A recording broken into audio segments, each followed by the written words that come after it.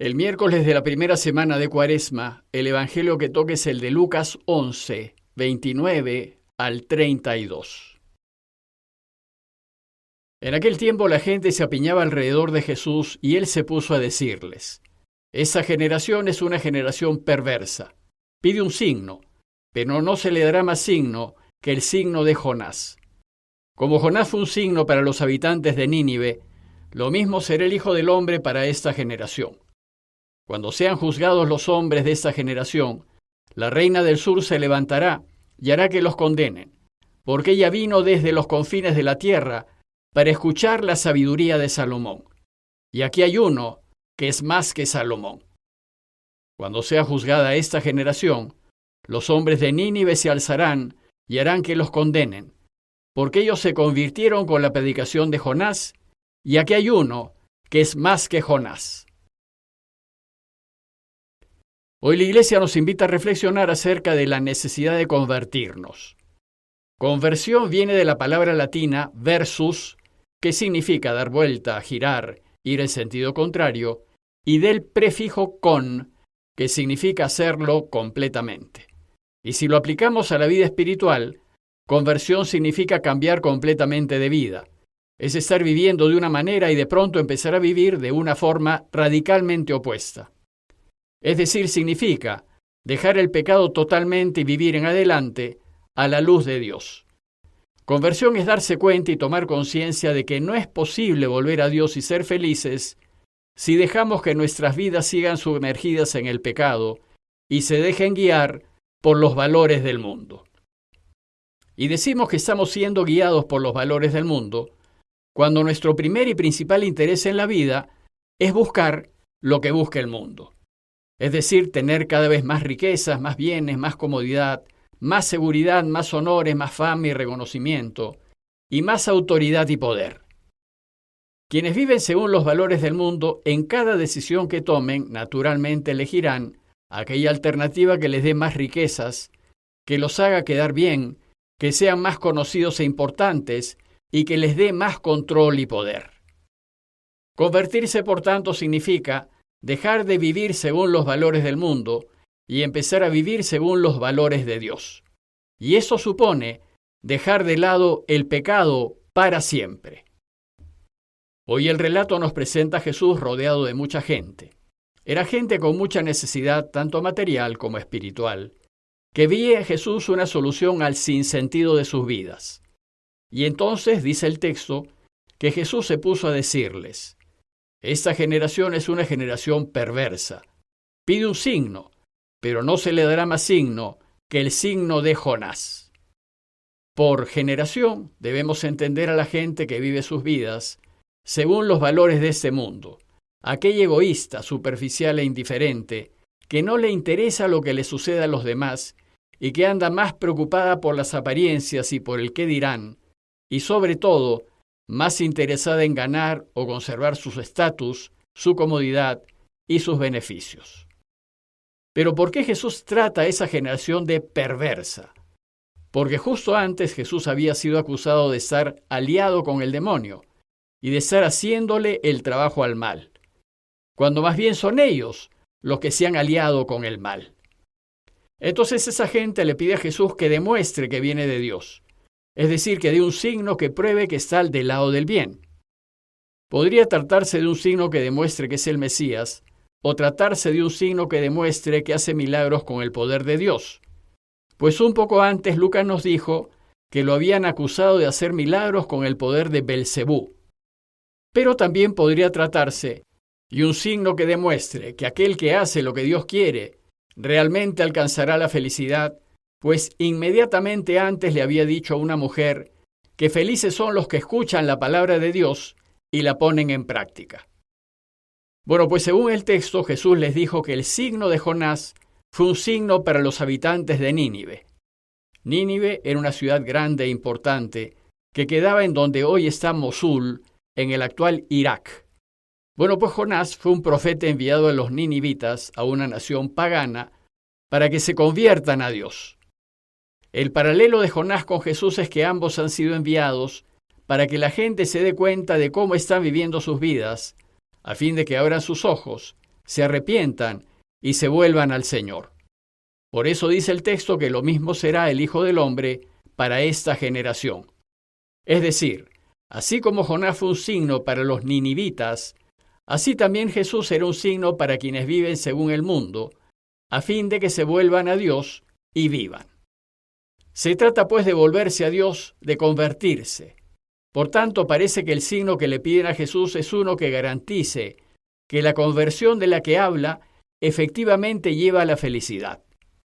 Entonces Jesús les da 2 ejemplos de conversión.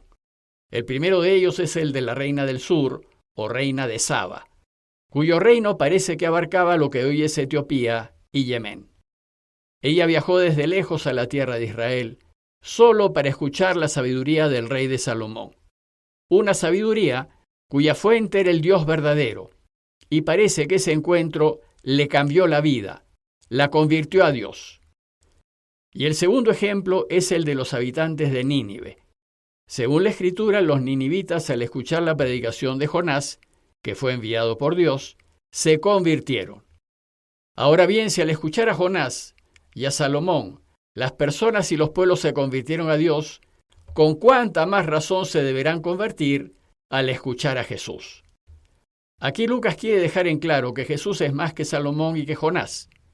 Por tanto, con mayor razón, deberíamos hacer como la reina del sur y los ninivitas, escucharlo y convertirnos. Pero sucede que cuando vivimos guiados por los valores del mundo, nos quedamos tan deslumbrados que ni vemos ni oímos. Ahora bien, Jesús nos enseña que dejarnos guiar por lo que valora el mundo no nos lleva a la felicidad, pues por alcanzarlos no tendremos escrúpulos en pisar a los demás, en hacer trampa, en sacar la vuelta, en coimear, en levantar mentiras, evadir impuestos, cometer fraudes, en corromperse y corromper a los demás. Y nos enseña que esto, en lugar de acercarnos a Dios, nos aleja de Él. Y en lugar de hacernos más felices, nos aparta de la felicidad y terminamos más solos. Ahora Jesús nos enseña que si queremos ser realmente felices, hay que dejar de lado lo que valora el mundo y hacer que nuestras vidas se guíen por los valores del reino. Estos valores son dar, compartir, servir, ayudar, perdonar, ceder, etc. Y preocuparnos de que todos, incluso nuestros enemigos, vivan en paz y no pasen necesidad. Y debemos hacer eso siempre, aunque nos quiten, nos hagan daño y aunque perdamos.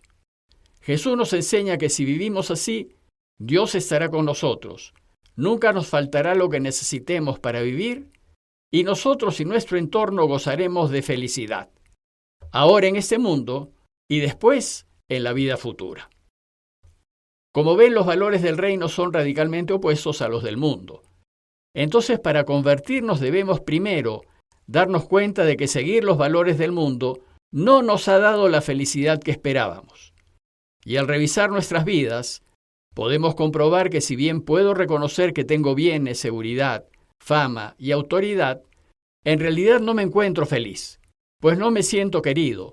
Tal vez tengo una familia que no es unida, tengo amigos que me buscan más por interés y vivo más preocupado por no perder lo que poseo, tal vez esperando que no se descubran algunas malas artes que he usado para conseguir lo que tengo. En fin, el hecho es que no duermo bien y encima me siento solo. ¿Vale la pena vivir así?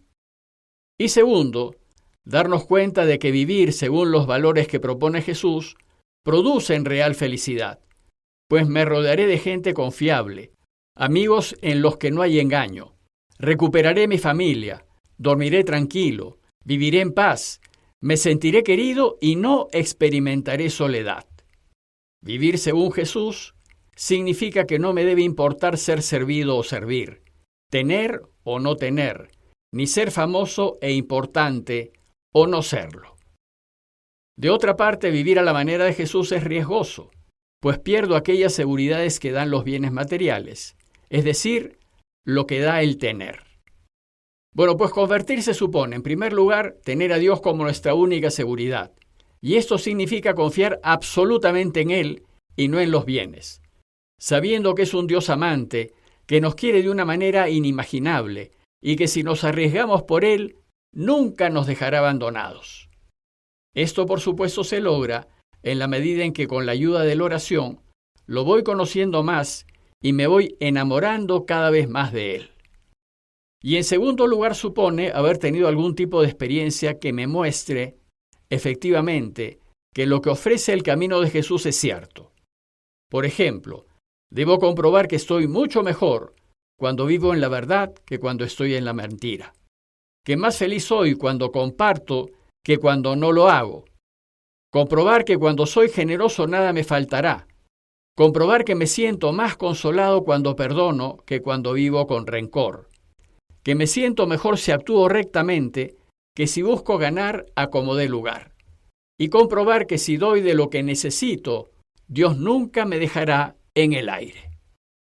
Esas experiencias lo que hacen es animarnos a dar un giro de 180 grados en nuestras vidas e invitarnos a correr el riesgo de vivir según las enseñanzas de Jesús.